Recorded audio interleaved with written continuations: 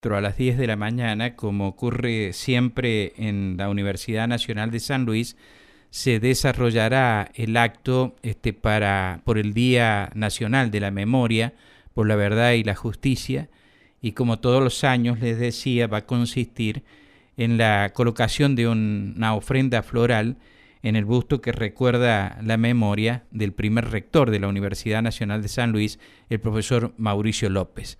Esto va a acontecer a las 10 de la mañana en la explanada del edificio del rectorado. Esto será Pero el próximo domingo, el 24 el de marzo. 24, sí, perdón, el 24.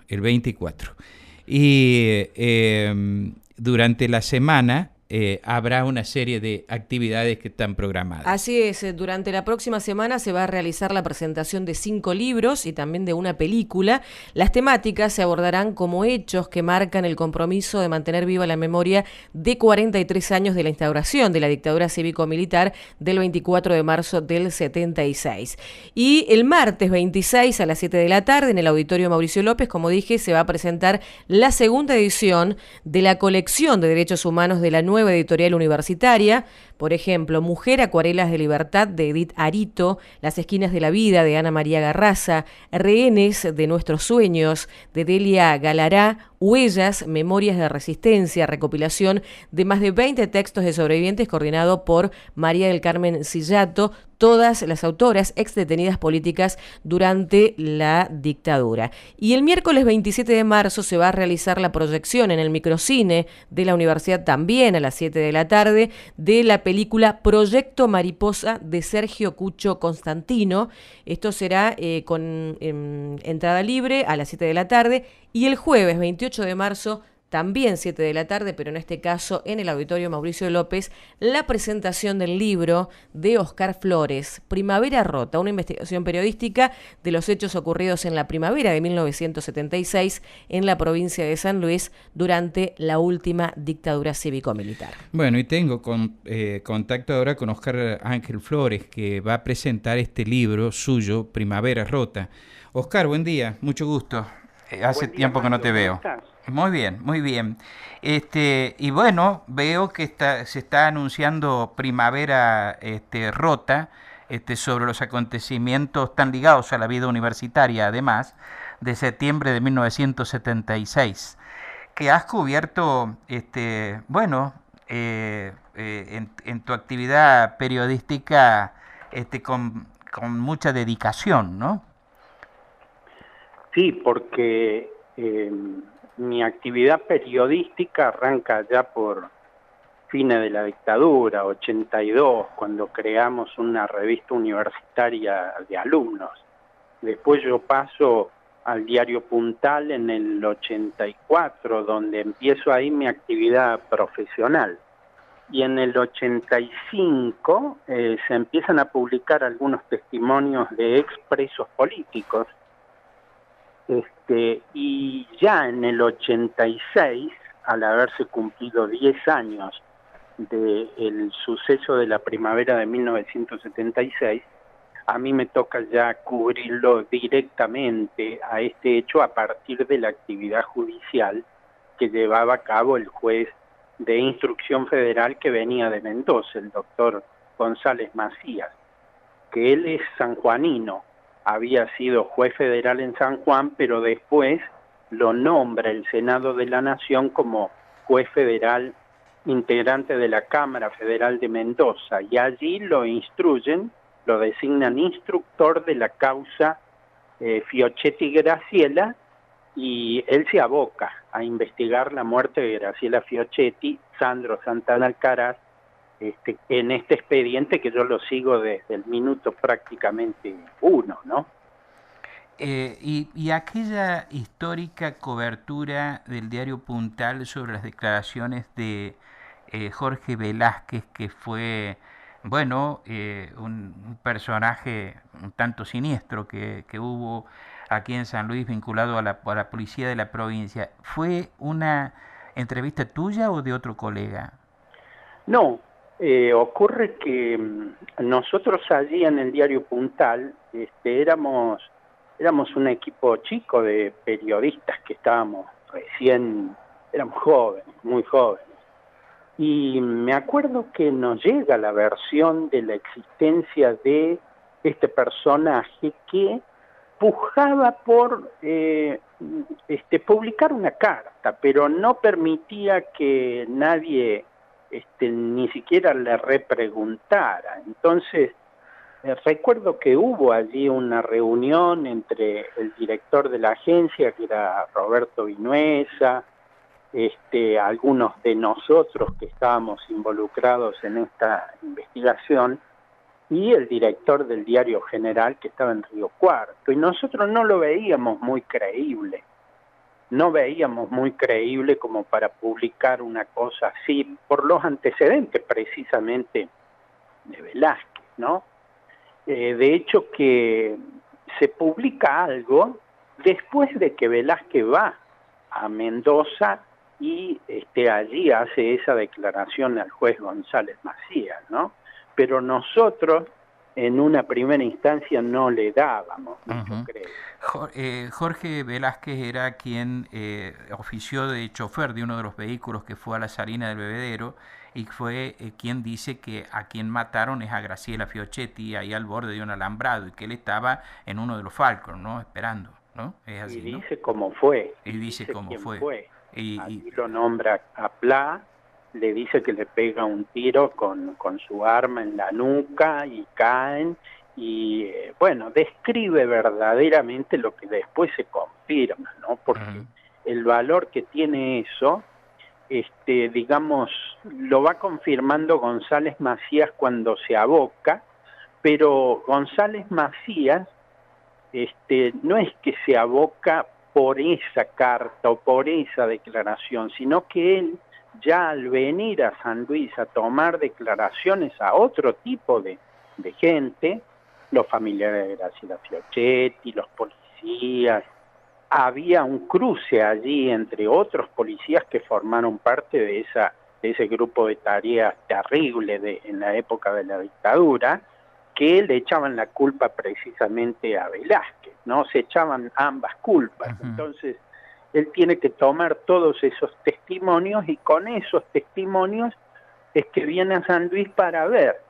Va a Salinas, allí se encuentra con la cruz en donde había estado la primera sepultura de esa noche trágica de septiembre, y después se va al cementerio del oeste, y ahí determina que hay 3 tumbas, de las cuales una es donde exhuman el cadáver de Graciela Fiochetti, que estaba enterrada como NN, y así sucesivamente.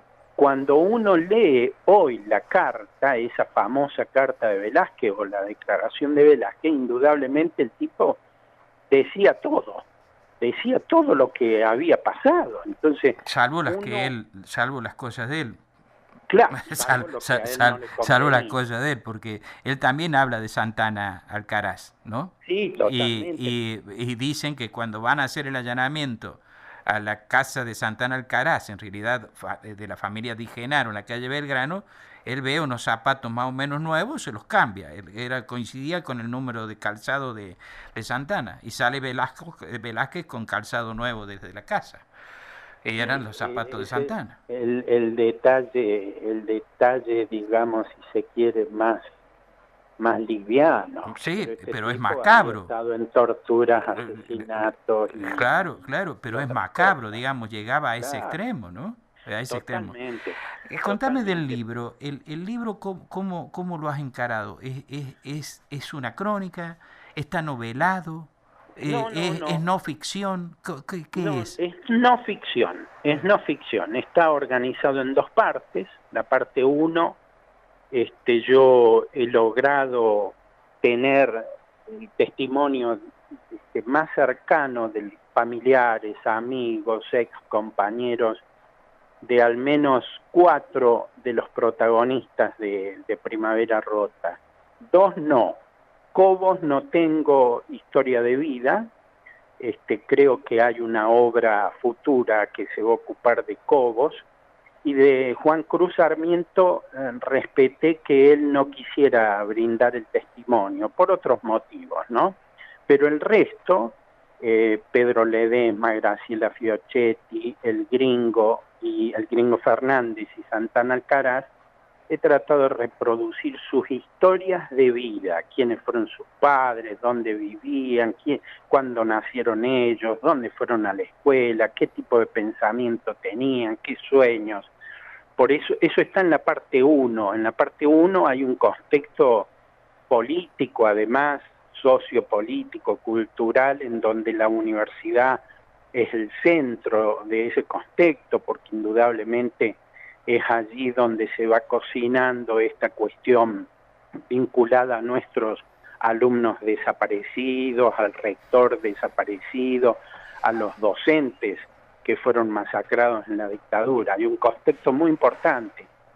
¿Y te permitís ciertas libertades al narrar esto o no? ¿O te has ajustado estrictamente? No, me permito libertad.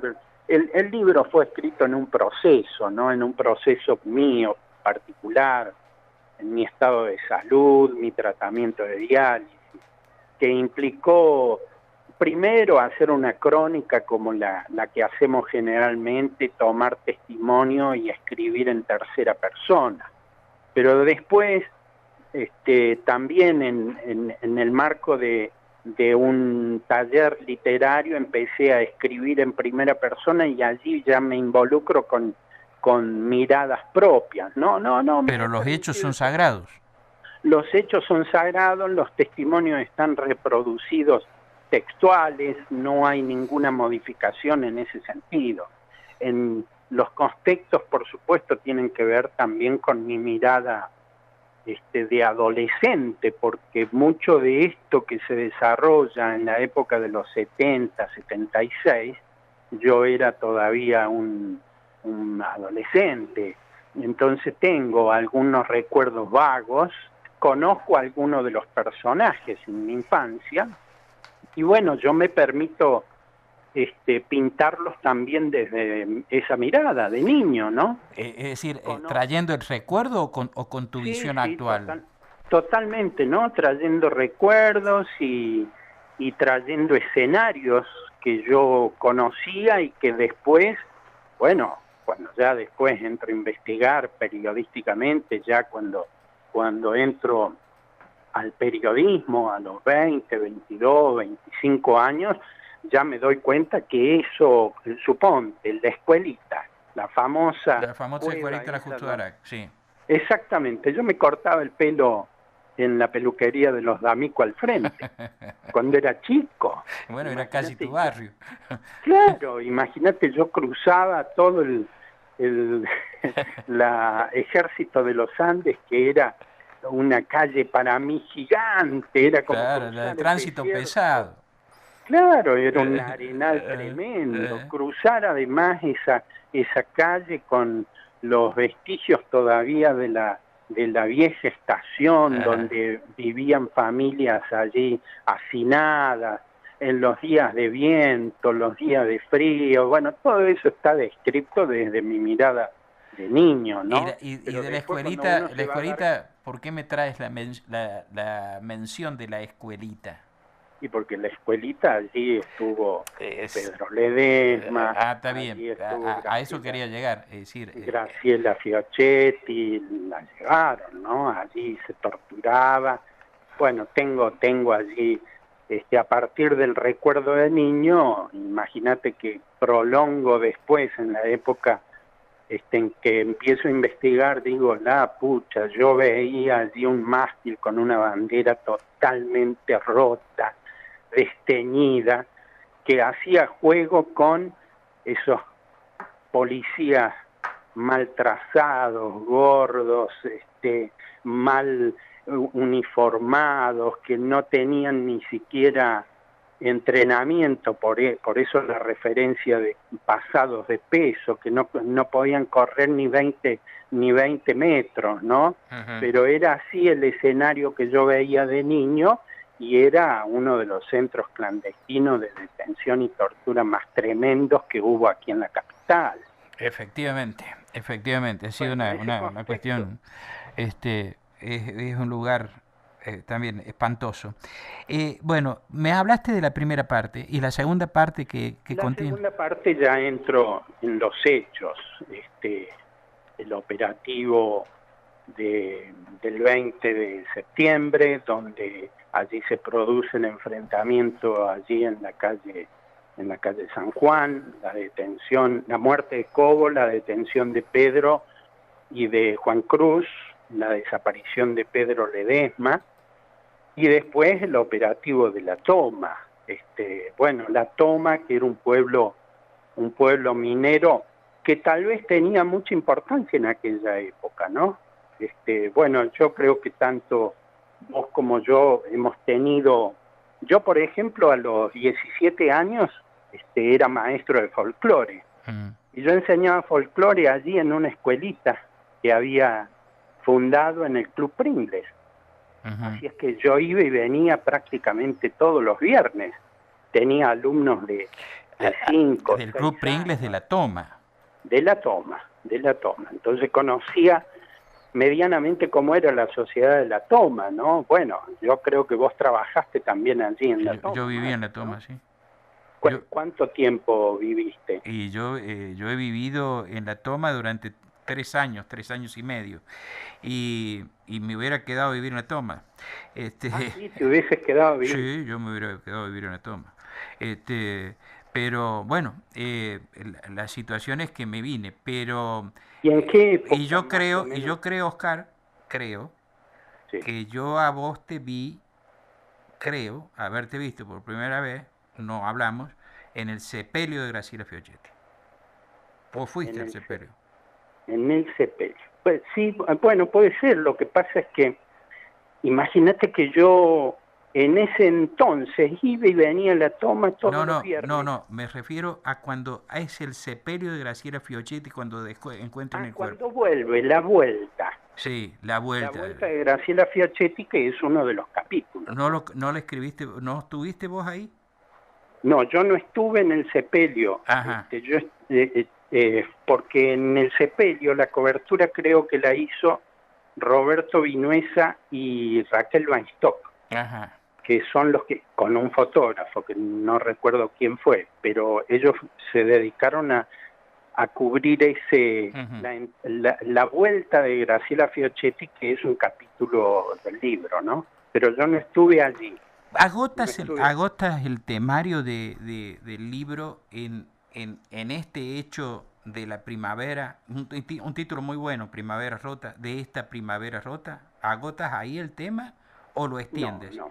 Yo avanzo porque indudablemente con los años, vos sabés que este expediente quedó como aletargado como 10 años. Sí. Porque se disputaban además ciertas jurisdicciones, sí. Se fue a Córdoba, después volvió, hasta llegar al juicio histórico que se realizó ya en los 2007-2008, ¿no? Sí. El primer juicio de delito de lesa humanidad. No se agota ahí, porque yo seguí investigando ya en la época reciente, 10, 11 años, para encontrar la vuelta de lo que podía ser reproducir fielmente o lo más cercanamente posible de por qué los motivos, por ejemplo, la dejo a la pregunta planteada que está como allí contestada y el que lea el libro se va a dar cuenta que yo he puesto mucho énfasis en esto. No sé si sigo en línea. Está claro, te estoy escuchando. Bueno, es la siguiente. ¿Por qué tanta cizaña con Graciela Fiochetti y Sandro Santana? ¿Por qué despedazar los cuerpos, quemarlos? Entonces me llamaba la atención, ¿no? Esa diferencia de maltrato tremendo que hubo para con una chica de 20, 21 años que además era enferma de epilepsia. Y a mí me llamaba la atención, digo, cuando trato de reproducir sus vidas, digo, era una piba muy querida por sus compañeros, la gente de La Toma hablaba muy bien de ella, y de Sandro mucho más. Todos los compañeros de física con los cuales él compartía la cursada, y después todos los compañeros de militancia de él, no hay uno solo que hable una historia negra de Sandro Santana. Entonces a mí me llamaba... ¿Viste que ni siquiera picardía se cuentan de Santana? Claro. Ni siquiera picardía. Entonces esos testimonios que yo voy reproduciendo, Ajá. tanto de Graciela como de Sandro Santana, me llaman poderosamente la atención, porque se van a ocupar específicamente de asesinarlos de la forma en como lo hicieron, quemar sus cuerpos y además cortar las falanges para no identificarlos. ¿Qué hay detrás de eso? Bueno, yo creo humildemente haber llegado. Ah, sí, y esa sería la revelación del libro. Sí, hay otros elementos. No, obviamente no los cuentes, porque si eso es el libro... Nuevos en el libro. Ajá. Hay otros elementos nuevos, hay unos 2 testimonios que Por eso dices que esto es periodismo de investigación, porque aparecen novedades, vas a dar noticia de cosas que no sabíamos.